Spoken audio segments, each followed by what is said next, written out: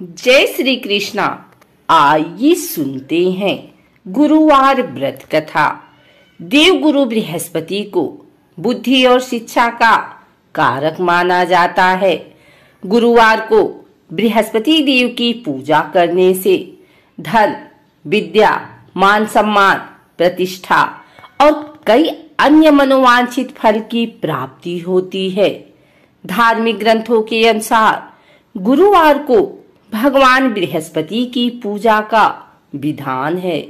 गुरुवार के दिन व्रत और कथा सुनने से घर परिवार में सुख समृद्धि बनी रहती है।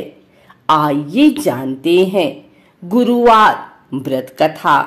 कथा के अनुसार प्राचीन काल की बात है। किसी राज्य में एक बड़ा प्रतापी और दानी राजा राज्य करता था। वह हर गुरुवार को व्रत रखकर दीन दुखियों की मदद करके पुण्य प्राप्त करता था, परंतु ये बात उसकी रानी को अच्छी नहीं लगती थी। वह न तो व्रत करती थी और न ही दान पुण्य में विश्वास रखती थी। इतना ही नहीं, वह राजा को भी ऐसा करने से मना करती थी। एक समय की बात है, राजा शिकार खेलने के लिए बन गए। घर पर रानी और दासी थी। उसी समय गुरु बृहस्पति देव साधु का रूप धारण कर राजा के दरवाजे पर भिक्षा मांगने आए। साधु ने जब रानी से भिक्षा मांगी तो वह कहने लगी, हे साधु महाराज, मैं इस दान और पुण्य से तंग आ गई हूँ।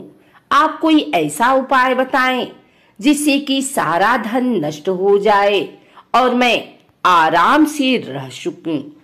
इतना सुनकर बृहस्पति देव ने कहा, हे देवी, तुम बड़ी विचित्र हो। संतान और धन से कोई दुखी होता है। अगर अधिक धन है तो इसे शुभ कार्यों में लगाओ।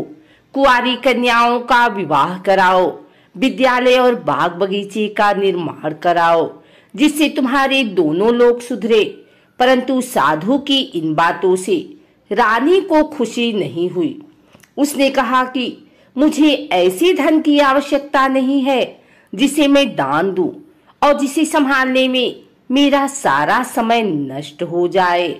तब साधु ने कहा, अगर तुम्हारी ऐसी इच्छा है तो मैं जैसा तुम्हें बताता हूँ तुम वैसा ही करना। गुरुवार के दिन तुम घर को गोबर से लीपना, अपने बालों को पीली मिट्टी से धोना, राजा से हजामत बनाने को कहना, भोजन में मांस मदिरा का प्रयोग करना, कपड़े धोबी के यहाँ धुलने देना। इस प्रकार 7 बृहस्पतिवार करने से तुम्हारा समस्त धन नष्ट हो जाएगा। इतना कहकर साधु के रूप में बृहस्पति देव अंतर ध्यान हो गए। साधु के अनुसार कई बातों को पूरा करते हुए रानी को केवल 3 बृहस्पतिवार ही बीते थे कि उसकी समस्त धन संपत्ति नष्ट हो गई। भोजन के लिए राजा का परिवार तरसने लगा। तब एक दिन राजा ने रानी से बोला कि हे रानी, तुम यहीं रहो, मैं दूसरे देश को जाता हूँ, क्योंकि यहाँ पर सभी लोग मुझे जानते हैं, इसलिए मैं कोई छोटा कार्य नहीं कर सकता। ऐसा कहकर राजा दूसरे देश चला गया। वहां वह जंगल से लकड़ी काट कर लाता और शहर में बेचता। इस तरह वह अपना जीवन व्यतीत करने लगा। इधर राजा के परदेश जाते ही रानी और दासी दुखी रहने लगी। एक बार जब रानी और दासी को 7 दिन तक बिना भोजन के रहना पड़ा तो रानी ने अपनी दासी से कहा, हे दासी, पास ही के नगर में मेरी बहन रहती है। वह बड़ी धनवान है। तू उसके पास जा और कुछ लिया ताकि थोड़ी बहुत गुजर बसर हो जाए। दासी रानी की बहन के पास गई। उस दिन गुरुवार था और रानी की बहन उस समय बृहस्पतिवार व्रत कथा सुन रही थी। दासी ने रानी की बहन को अपनी रानी का संदेश दिया, लेकिन रानी की बड़ी बहन ने कोई उत्तर नहीं दिया। तब दासी को रानी की बहन से कोई उत्तर नहीं मिला तो वह बहुत दुखी हुई और उसे क्रोध भी आया। दासी ने वापस आकर रानी को सारी बात बता दी। ये सुनकर रानी ने अपने भाग्य को कोसा। उधर रानी की बहन ने सोचा कि मेरी बहन की दासी आई थी, परंतु मैं उससे नहीं बोली, इससे वह बहुत दुखी हुई होगी। कथा सुनकर और पूजा समाप्त करके वह अपनी बहन के घर आई और कहने लगी, हे बहन, मैं बृहस्पतिवार का व्रत कर रही थी, तुम्हारी दासी मेरे घर आई थी, परंतु जब तक कथा होती है तब तक न तो उठते हैं और न ही बोलते हैं, इसलिए मैं नहीं बोली। बताओ दासी क्यों आई थी? रानी बोली, बहन तुमसे क्या छिपाऊं, हमारे घर में खाने तक को अनाज नहीं है।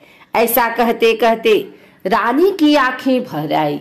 उसने दासी समेत पिछले 7 दिनों से भूखे रहने की पूरी बात अपनी बहन को बता दी। रानी की बहन बोली, देखो बहन, भगवान बृहस्पति देव सबकी मनोकामना को पूर्ण करते हैं। देखो शायद तुम्हारे घर में अनाज रखा हो। पहले तो रानी को विश्वास नहीं हुआ, पर बहन के आग्रह करने पर उसने अपनी दासी को अंदर भेजा तो उसे सचमुच अनाज से भरा एक घड़ा मिल गया। ये देखकर दासी को बड़ी हैरानी हुई। दासी रानी से कहने लगी, हे रानी, जब हमको भोजन नहीं मिलता तो हम व्रत ही तो करते हैं, इसलिए क्यों न इनसे व्रत और कथा की विधि पूछ ली जाए ताकि हम भी व्रत कर सकें। तब रानी ने अपनी बहन से बृहस्पतिवार के व्रत के बारे में पूछा। उसकी बहन ने बताया, बृहस्पतिवार के व्रत में चने की दाल और मुनक्का केले की जड़ में अर्पित करें तथा दीपक जलाएं, व्रत कथा सुने और पीला भोजन ही करें।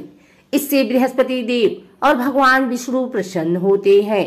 व्रत और पूजा की विधि बताकर रानी की बहन अपने घर को लौट आई। 7 दिन के बाद जब गुरुवार आया तो रानी और दासी ने व्रत रखा। वह घुड़साल में जाकर चना और गुड़ लेकर आई, फिर उससे केले की जड़ तथा विष्णु भगवान की पूजा की। अब पीला भोजन की चिंता लेकर दोनों बहुत दुखी हुई। चूंकि उन्होंने व्रत रखा था, इसलिए बृहस्पति देव उनसे प्रसन्न थे। वह एक साधारण व्यक्ति का रूप धारण कर 2 थालों में पीला भोजन दासी को दी गए। भोजन पाकर दासी प्रसन्न हुई और फिर रानी के साथ मिलकर भोजन ग्रहण किया। उसके बाद वह सभी गुरुवार को व्रत और पूजा करने लगी। बृहस्पति देव की कृपा से उनके पास फिर से धन संपत्ति आ गई, परंतु रानी फिर से पहले की तरह आलस्य करने लगी। तब दासी बोली, देखो रानी, तुम पहले भी इस प्रकार आलस्य करती थी, तुम्हें धन रखने में कष्ट होता था, इस कारण सभी धन नष्ट हो गया, और अब जब देव बृहस्पति की कृपा से धन मिला है तो तुम्हें फिर से आलस्य होने लगा है। रानी को समझाते हुए दासी कहती है कि बड़ी मुसीबतों के बाद हमने ये धन पाया है, इसलिए हमें दान पुण्य करना चाहिए, भूखों को भोजन कराना चाहिए और धन को शुभ कार्यों में खर्च करना चाहिए। इससे तुम्हारे कुल का यश बढ़ेगा, स्वर्ग की प्राप्ति होगी और पितृ प्रसन्न होंगे। दासी की बात मानकर रानी अपना धन शुभ कार्यों में खर्च करने लगी। इससे पूरे नगर में उसका यश बढ़ने लगा। बृहस्पतिवार व्रत कथा के बाद श्रद्धा के साथ आरती करनी चाहिए। इसके बाद प्रसाद बांटकर उसे ग्रहण करना चाहिए।